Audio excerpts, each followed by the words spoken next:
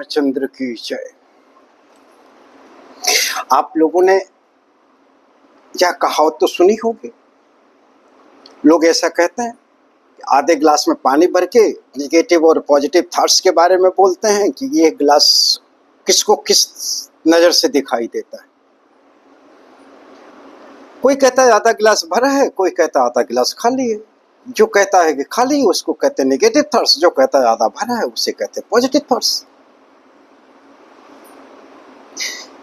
इससे एक बेहतर कदम हम आगे चलते हैं ना, जो समाज में हम रोज देखते हैं।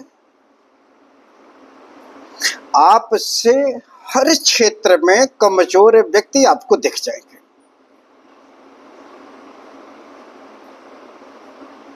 आपके हाथ पैर सलामत हैं, आपके नेत्र सलामत हैं, आपके दांत सलामत हैं, आपकी जीवा सही है, आपकी शरीर दुरुस्त है।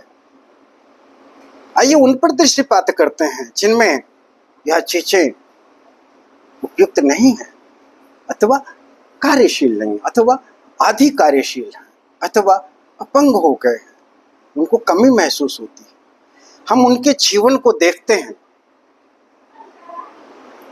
लेकिन ईश्वर द्वारा प्रदत्त हमें जो सुख दिया गया है उसका अनुभव नहीं करते हैं, बल्कि जो कुछ हमको दिया है उसमें मैं कमी तलाशता हूं। ये जो ईश्वर द्वारा प्रदत्त चीज है, अथवा मेरे माँ बाप द्वारा दी हुई चीज है, अथवा मेरे परिवार द्वारा मेरे साथ किया गया जो भी कार्य है, जो मुझे पढ़ने लिखने आगे बढ़ने के लिए किया गया है, उन सब चीजों में मैं कमियां क्यों तलाशता हूं? मैं उसके उपलब्धि के रूप में क्यों नहीं लेता हूं?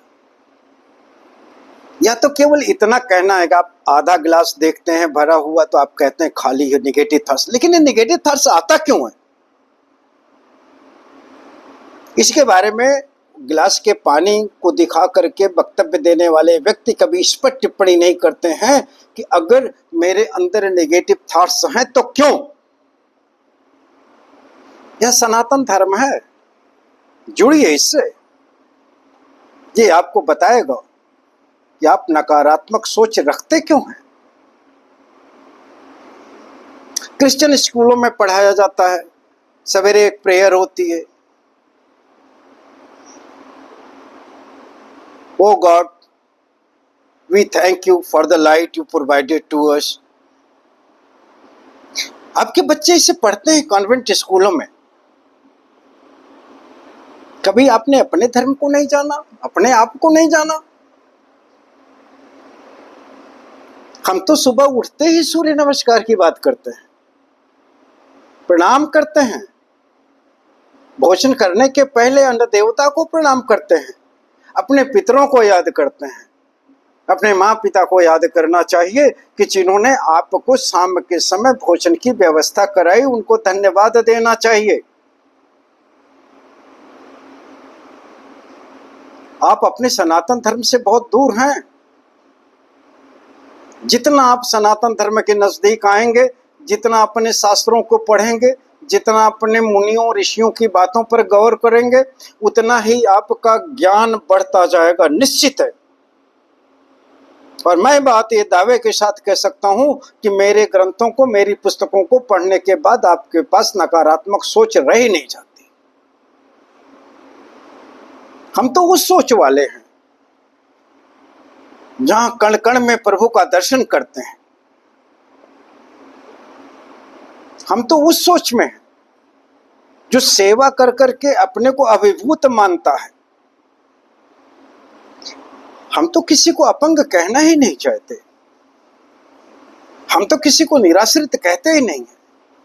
हमारे ऋषि मुनियों ने वनों में, जंगलों में, जहां पानी के ठहराव की व्यवस्था नहीं थी, वहां उन्होंने तालाब बनाया, निर्जन वन में वृक्षारोपण कर दिया, साधारण सी कुटिया बना करके। हमारे ऋषियों में ही ये ताकत थी, जहां शेर और बकरी एक ही घाट पर पानी पीते थे और वो दंड के अंतर्गत नहीं होती थी। ये व्यवस्था, यह व्यवस्था प्रेम के बल पर होती थी। प्रेम ही तो सेवा का भाव है। अगर हमें पॉजिटिव थॉट्स लाना है तो मुझे अपने ऋषि मुनियों को, उनकी कही हुई बातों को, उनकी लिखी हुई पुस्तकों को देखना होगा, अध्ययन करना होगा, पढ़ना होगा, ये जरूरी है। नेगेटिव थॉट्स आते हैं अशुभ चिंतन से, और यह अशुभ चिंतन हम कभी दूर नहीं करते हैं। मेरे कहने मात्र से क्या होगा कि आधा गिलास भरा हुआ है,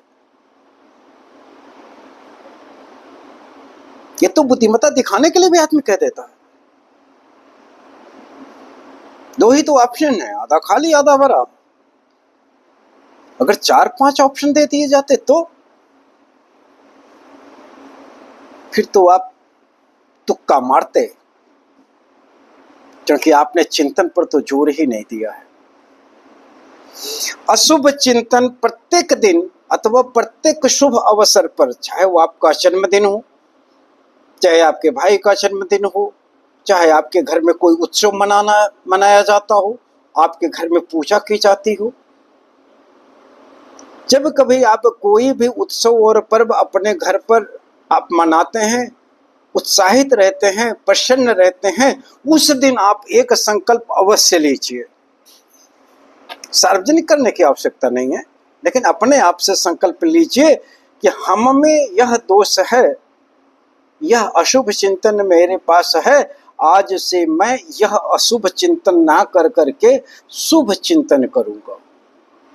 मसलन अगर उदाहरण के तौर पर देखा जाए तो अक्सर अब हमारे समाज में कहा जाता है, मेरे बचपना में तो नहीं था, तो था भी तो बहुत ही कम था, किसी किसी के घर में था, जहां उचित शिक्षा, उचित स्कूल, उचित वस्त्र ना पाने पर माँ बाप को ताने दिए जाते थे कि आपने मेरे लिए किया क्या।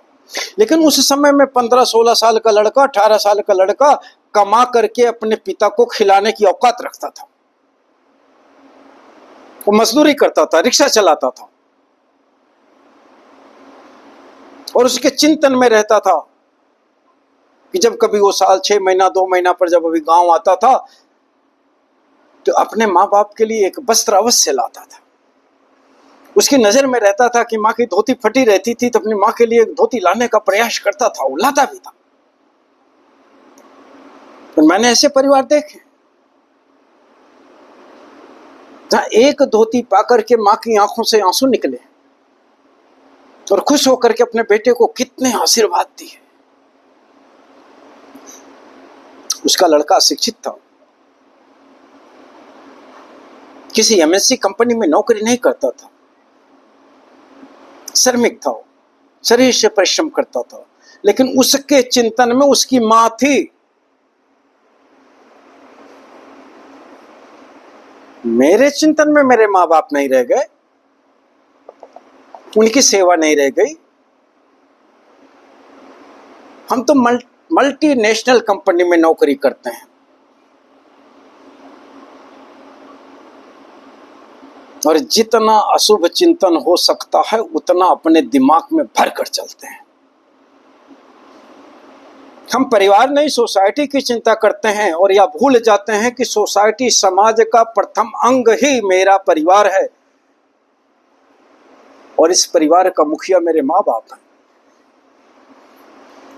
अगर मैं परिवार नहीं संभाला, अपने माँ बाप को नहीं संभाला, तो मैं समाज के लिए क्या कर पाऊंगा? कुछ भी नहीं कर सकता। माँ के दुख को नहीं महसूस किया, पिता के दुख को नहीं महसूस किया, परिवार में बड़े भाई बहन, छोटी बहन, बुआ, इन सब लोगों ने मेरे साथ कुछ ना कुछ तो त्याग किया है।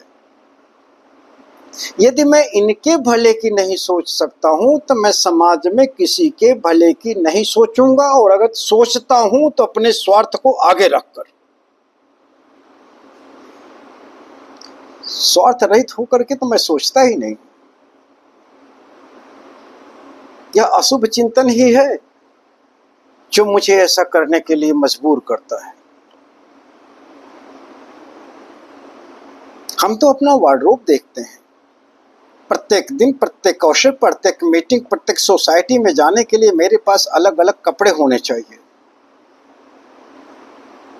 माँ बाप, हो सकता है मेरा कोई भाई ना कमा पा रहा हो, मेरी कोई बहन कहीं ब्याही गई हो, सामर्थ्यवान ना हो, हम तो ऐसे अशुभ चिंतन से हैं कि हम ऐसे रिश्तेदारों को अपने साथ रखना भी नहीं चाहते हैं। कमाल का चिंतन है।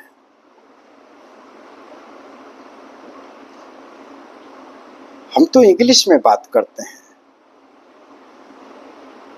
जो मेरे साथ करता है मैं थैंक्स कह कर करके आगे बढ़ लेता हूं। मैं तो ये सोचता ही नहीं इसके द्वारा किए गए उपकार से जो मेरा भला हुआ है उसके लिए मुझे आजीवन ऋणी रहना है। मेरे साथ जिसने भी भला किया है मैं थैंक्स कह करके उसे कैसे चुकता कर सकता हूं। ऋण मुक्त तो ऐसे नहीं हो सकते हैं। या तो मेरे साथ जैसी भलाई हुई है ऐसी ही भलाई मैं किसी और के साथ करूं, समाज के किसी और अंग में मैं सेवा दूं, तब मैं ऋण मुक्त होता हूं। समाज का ऋण मेरे ऊपर हमेशा आजीवन रहता है। और अगर थैंक्स कह करके मैं किसी के उपकार को भूल सकता हूं या भूल जाता हूं या याद नहीं करना चाहता या मैं ये कह देता हूं कि मैंने थैंक्स तो कहा था, तो निश्चित तौर पर मैं ऋण मुक्त होना नहीं चाहता। ऋण मुक्त होना है तो इस चिंतन को ध्यान में रखना होगा कि मैं इस चिंतन को बरकरार रखूं। अशुभ चिंतन का त्याग करना हमारे लिए बहुत आवश्यक है। और शुभ चिंतन जो ले आना है वो मेरे शास्त्रों में है। अपने शास्त्रों को अपनाइए, पढ़िए इनको। इनसे आपकी बुद्धि पॉजिटिव वाइब्रेंट करेगी। अगर चाहते हो कि सकारात्मक सोच रहे, अपने ग्रंथों की तरफ आइए। प्रणाम।